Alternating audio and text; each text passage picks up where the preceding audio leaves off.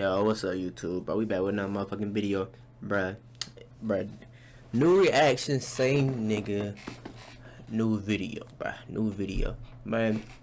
This reaction said the McDonald's murderers, bruh. It's the burgers. Facts. The burgers killing us. Them hoes good though, but a Big Mac. God damn, but they got that little secret sauce, my nigga, that shit Boston. Hey, let's get into the video. Let me shut the fuck up. Illness. Scene was one of absolute confusion. Shots were ringing out. The nightmare was unfolding. Damn, bro. At the McDonald's? Arlene McNeil was shot in the head during an armed robbery. Damn. Shit.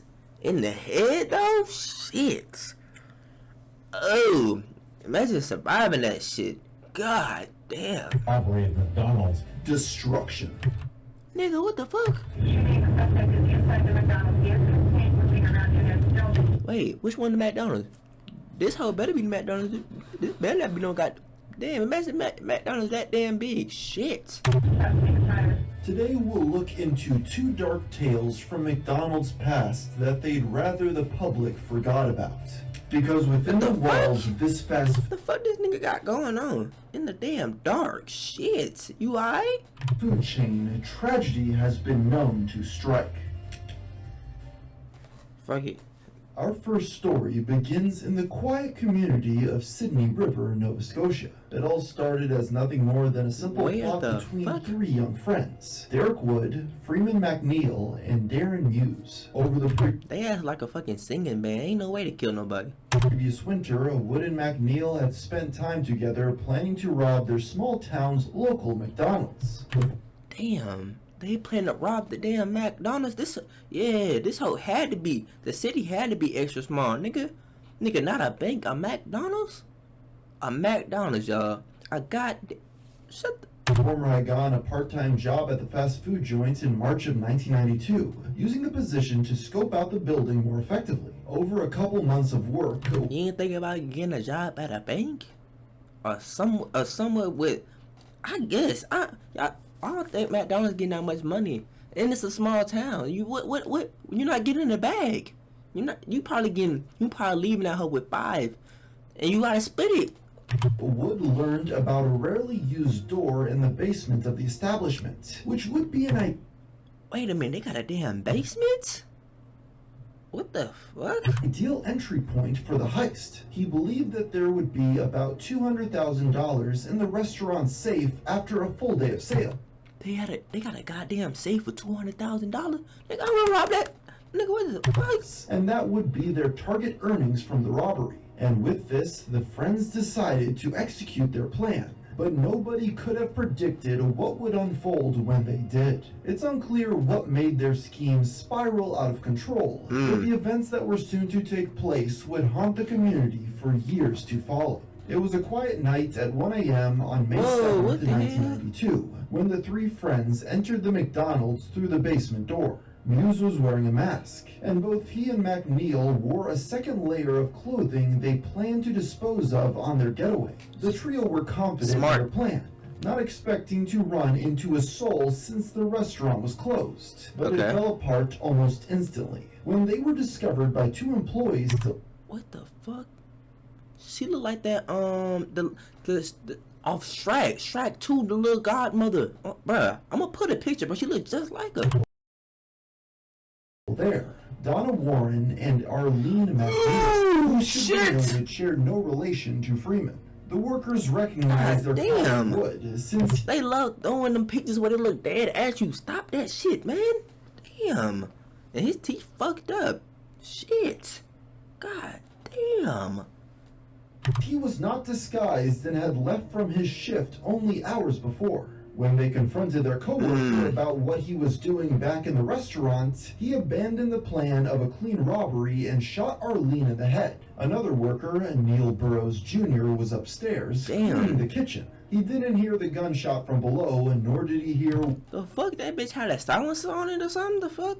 That in the beginning, they hold it like an AK. How the fuck you ain't hear that shit? Would come upstairs to check the rest of the building. When the burglar found yet another unexpected witness, Wood shot Burrows. But the violence against him didn't end there. Burrows suffered the most brutal wounds of the night, as Oh yeah, that nigga headed that nigga. I mean, nigga shooting, bruh, no cap. Even if I got shot once, I swear to God, I'm dead. That bitch could have been in my damn leg, my shoulder. I would. Oh my, nigga, no, nigga. Oh my, he should have rolled over, no screaming, oh my, what is you doing? Muse also stabbed him repeatedly in the throat, and McNeil hit him with a shovel before shooting him again in the head. Wood returned to the basement and forced Warren upstairs to open the restaurant safe, only to discover that the expected 200,000. Nigga, this some GTA type shit. Nigga, in the throat? Yo, you could have stabbed me anywhere else. The throat? Oh yeah, I'm hunting this nigga. If that was me, I'm hunting your ass. Once I die, I'm coming back for your ass. No way. $1,000 was missing a few zeros. Instead, there was only about $2,000 inside. Regardless, Wood shot Warren dead and took the money. The three killers started to make their escape, but they encountered someone else on the way out. God. At that moment, James Fagan, another Oh, he just wanted a burger. You could tell. God damn, man. McDonald's employee was unfortunately arriving for his late shift. He suspected nothing when he first entered the building, but soon... Hey, y'all, if I ain't never taught y'all a lesson, this is always... Look, this is why you should be late to work. Always. You never know. Never know. Became the gang's final victim. He was shot by Freeman McNeil before he and his friends fled the scene, escaping into the night. That's not that bad. The driver who had dropped Fagan off and noticed the killers running away and returned to the restaurant to investigate. When he discovered the bodies, he called law enforcement, who arrived to find a scene more horrifying than they ever imagined they would encounter in their peaceful town. Burrows and Warren died as a result of their injuries at the scene, while Fagan passed away soon after. Arlene was the only survivor. The crime sent shockwaves through Nova Scotia. Hey, ain't she the shorty that got shot in the head? Oh, shit. Oh, I know she got a headache. Oh. And it became one of the highest profile murder cases in Canada at the time. Police Sergeant Kevin Cleary, who was a lead investigator and one of the first officers at the scene, spoke about a shared disbelief that could be felt by the local populace. This was far outside of their realm of experience, and media from across Canada descended on Cape Breton to report on the incident. Journalist Fons Jessam later said that people in the community were having trouble believing that anyone in their town was capable of such horrific crimes. Thankfully, the killers were not on the run for long. They were By young. the 16th, all three of them were arrested. With the wounds from the event still fresh in the community's mind, many townsfolk made their presence known for the hearing. More than 100 citizens waited outside the courthouse in Sydney, Damn, nigga, this ain't a movie. What the fuck are y'all doing? Take y'all ass home. screaming at the killers. While some demanded justice for their victims, others may have just wanted to see who in their community was capable of such an act. Derek Wood was the first suspect to confess and the first to be tried. Among other crimes, he was convicted of 2 counts of first-degree murder and 1 count of attempted murder. He was sentenced to life without the possibility of parole for 25 years and has not been granted any type of leave in his entire time behind bars. Good shit. Like Wood, Freeman McNeil was sentenced to life in prison. Although he became eligible for full parole in 2017, he remains incarcerated. Darren Muse took a plea deal for the lesser charge of second-degree murder and was granted full parole in 2012 for good behavior. He completed... Nigga.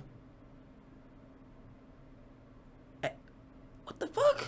his GED in prison, and as of May 2022, Muse is believed to be living in British Columbia. The three may have faded from public consciousness in a global sense, but the legacy of the massacre still lives on in Cape Breton. Kathy Burrows, Neil Burrows Jr.'s sister, has remained actively involved with the tragedy for decades, and she attends every one of the killer's parole hearings on behalf of the victims. When she was interviewed for the event's 13th anniversary, she stated that Wood was the only killer who had apologized and shown remorse for his actions. In her life and in the community at large, the McDonald's massacre remains one of the darkest days in memory.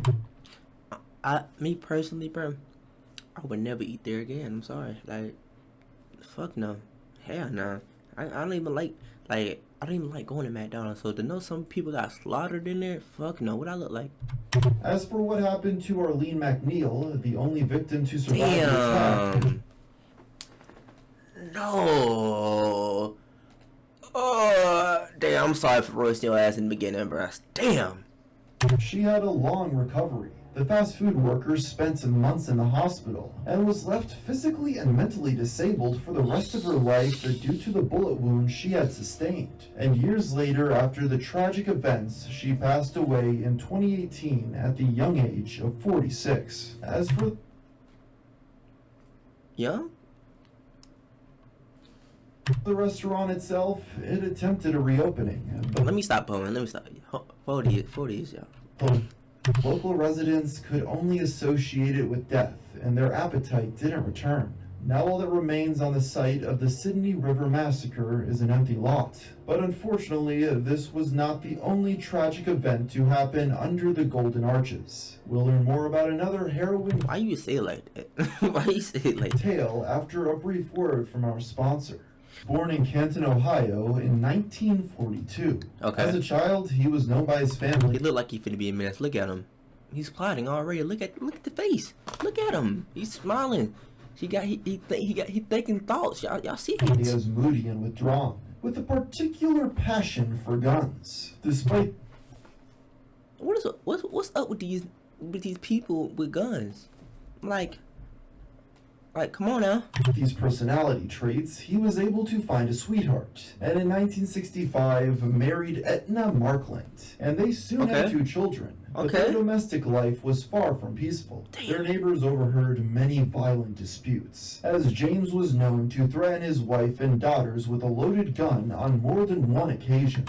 Yeah, y'all should have kept his ass then. I'm sorry. Yeah, me personally, I'm not taking that. Like, you can't threaten me. You crazy? No.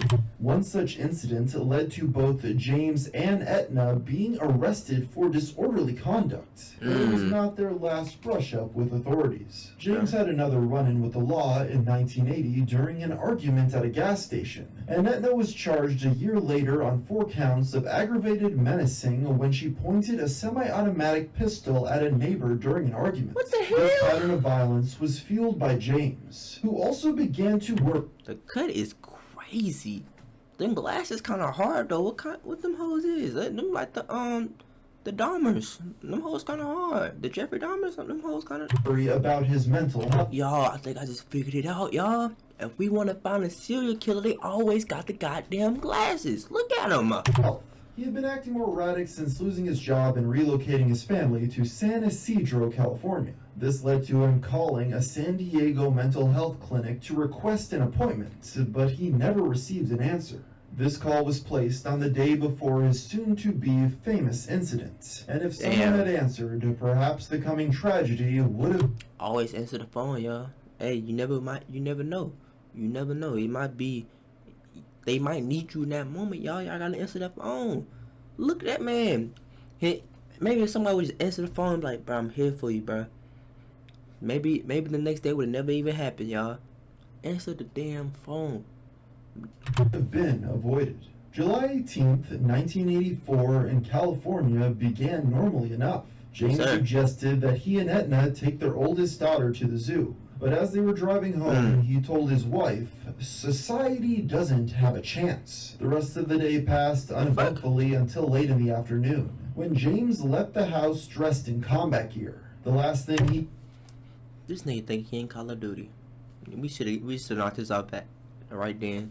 They should have knew something right then. I would have reported.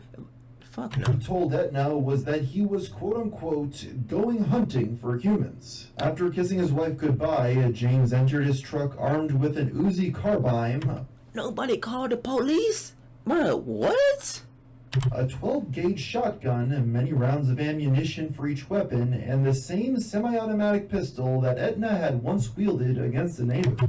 Y'all, hold on. This got me thinking, y'all. Bro, what is up with, now we got, a lot of shootings, bro. Bro, this shit is so sad, bro. I hate hearing about shit like this, y'all. The shooting in stores, like Walmart, the mall. Bro, you can't predict none of this, bro. This shit is crazy. Say your mom tell you she wanna go to Walmart to get some groceries, and now she call you back. Now she can't even call your ass back. She dead. Like she just got knocked up at the fucking Walmart, bruh. See, I'm not trying to make this shit funny, bruh. It's just how I be saying shit, bruh. But like, yeah, she just got knocked up at fucking Walmart. Just go to Walmart and try and get you some goddamn groceries, some sick shit. At approximately 4 p.m., Huberty pulled into the parking lot of a local McDonald's and casually walked inside, which is when things took a turn for the worse. Damn. At first, he aimed his shotgun at 16-year-old employee John Arnold, whose back was turned. Another worker warned him about the threat, but when he tried to fire, the gun only clicked. The young man assumed that the gunman was playing some sort of distasteful joke. Is you out of your goddamn mind? No. The gun just clicked. This nigga said, nigga, get your ass out of... What? It became all too real just moments later. I hope so. Huberty fired the Uzi at Neva Kane, the restaurant's manager, killing her on sight. The deranged man continued to spray bullets, wounding Arnold, and began to angrily rant that he had, quote, killed 1,000 and would kill 1,000 more. Stop the cap. Stop the cap. Come on now. Stop. You know this your first kill. Stop it. I hope this man, fuck the life. He don't need to live no more. Get his ass gone now, today. Hopefully he died on the scene. Hey, I know God said you ain't supposed to wish death on nobody, but look, I can make the case here. This claim was unfortunately not completely unfounded. What the fuck? Nigga, I was just talking all that shit. Let me shut the fuck up. As in the next 77 minutes, the McDonald's would come to resemble a war zone as he claimed 21 lives. The shooter made his way through the restaurant, mercilessly gunning down employees and patrons one by one. Shit. Some who were only injured played dead, hoping the quick... What I told you. Just get over there on mine. Even if he was, bro, I'm telling y'all. His murderer would leave them alone, but he showed no restraint, and whole families were shot down while pleading for their lives. Well, just shut the fuck up and play dead, please. If you want to live, just act like you got shot. I don't give a damn if you, bro. Hey, bro, this is like sick world, y'all. Hey, sometimes you gotta do what the fuck you gotta do. This is fucking sick. Man, I don't know what the fuck going on. But we need... I'm not gonna be one of them people. But we do need more good people, y'all. Bro, check on your people, y'all. Check on your goddamn people. Few employees were able to hide in a storage area. They too were also discovered and killed. Other victims were... Why you tell me that then? What was the point of you telling me they hid in a... Just fucked my mood up. I was like, damn, at least some... bystanders who approached the establishment while completely... What the... You just... What? So you don't hear no gunshots. You can't tell me no bullet hit the windows at all. You can't... unaware of the shooting, including a group of 11-year-old boys. When No. among the... See, look what I'm talking about. You just walked up to that. Okay, even for some kids, that don't even look right. Please don't tell me these little boys died. Please. Slain ranged from 74 years to only 4 months old. Bro, 4 months. Bro, 4 months, y'all. 4 months. 19 more people were injured, and what should have been a typical summer day was shattered. The patrol car that responded to the first emergency call was hit by a few shots from Huberty. The car's driver, Officer Miguel Rosario, was backed up by a SWAT team within half an hour. The killer continued to fire at them, along with all the other emergency responders who arrived at the scene. The police were reluctant to enter the restaurant in case Huberty had any hostages, but eyewitness reports indicated that everyone inside had been killed. At 5:17, police sniper Charles Foster saw Huberty in his scope near the counter, looking almost like a customer waiting for an order. Foster took this opportunity to shoot and kill the lunatic, finally ending the standoff.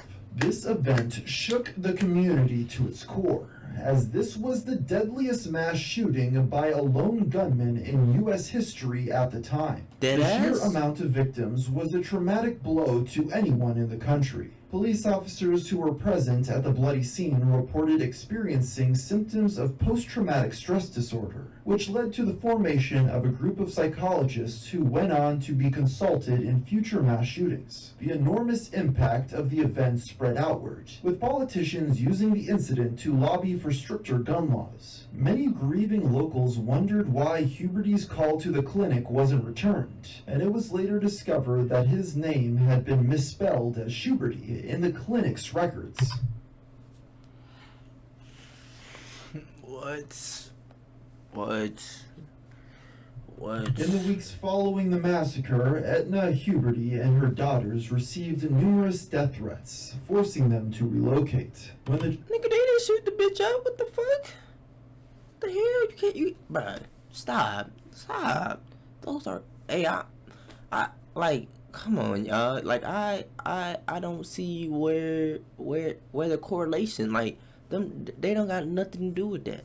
I mean, she could have called, but she didn't know where the man was going. The children enrolled in their new schools, they had to do so under assumed names. In the aftermath, many wondered why Etna had done nothing to intervene before her husband left on the killing spree. Yeah, a that's year why. after the tragedy, she stated she hadn't taken James' words seriously, despite it. What?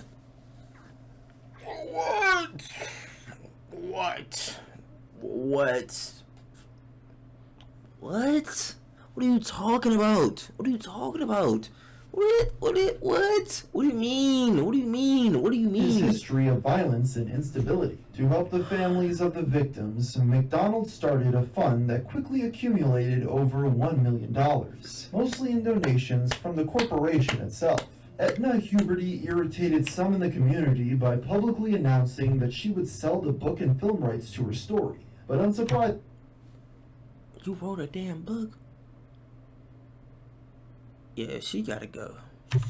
she had no takers, and she later passed away in 2003. This McDonald's massacre remains a painful memory for all. Like in Sydney River, the restaurant itself was demolished, but the site was donated to the city and made into a permanent memorial to the victims. Yes, sir. Several survivors and family members of those killed filed lawsuits against McDonald's and the San Diego These motherfuckers trying to get a bag. Bruh, McDonald's had nothing to do. police departments, but all of them were dismissed. 40 years later, James Huberty's crimes have been equaled and surpassed many times over in the U.S., but hundreds still live in heartache from the McDonald's shooting spree. So there you have the story behind two... Y'all, like, since October, I've been watching a lot of, like, scary type videos and, like, mass murders and Jeffrey Dahmer. Bro, this is sad as hell. Oh my god. These people just trying to get a burger. Get some McNuggets. They can't even do that. And this is a cold world, y'all. Man, y'all gotta be safe out here, bro. And just cherish every moment, y'all. Dang. But y'all, thank y'all for watching my video. If y'all enjoyed my reaction and y'all enjoyed the video, go like the video, comment, and subscribe, and I'll see y'all on the next video.